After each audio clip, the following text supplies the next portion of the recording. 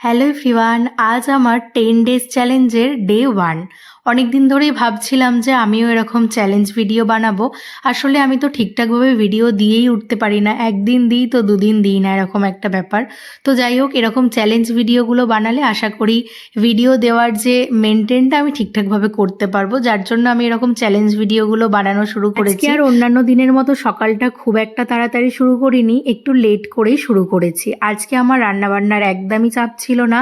আসলে আজ কিন্তু মঙ্গলচণ্ডীর উপোস, তার জন্যই কিন্তু আজকে খুব একটা রান্নাবান্না কিছু করবো না। বাড়ির বাদবাকি সবাই বলেছে সিদ্ধ ভাতই খেয়ে নেবে, আর আজ আমি যেহেতু উপোস করেছি তার জন্য আমাকে চিড়ে দই এইসব খেয়েই থাকতে হয়। লুচি পরোটাও খাওয়া যাবে, তবে এই গরমের মধ্যে আমি আর লুচি পরোটা খাবো না। তবে স্নান করার সময় আজ আমি কিছু কাছাকাছি করেছি জানো তো, এক বালতি মতো কেচেছি, যেগুলো আমি স্নান করার পর বেরিয়ে বারান্দায় মেলে দিয়ে তারপর নিচে আসলাম, এসে বরের জন্য বানিয়ে রাখলাম নুন চিনি লেবু দিয়ে শরবত, যেটা আমি ওকে প্রত্যেক দিনই এক বোতল করে দিই, যেহেতু ডিউটি বেরোবে তার জন্যই কিন্তু বানিয়ে দিই, যাতে এই রোদের মধ্যে নিয়ে গেলে খেতে পারে।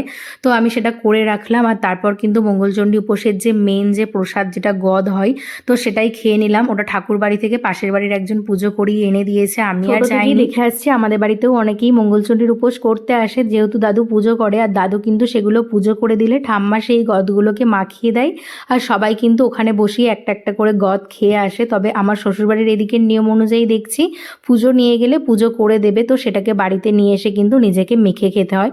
তো যাই হোক, আমি তো মেখেই খেলাম। তারপর দুপুরের লাঞ্চটাও করে নিলাম চিড়ে দই দিয়ে।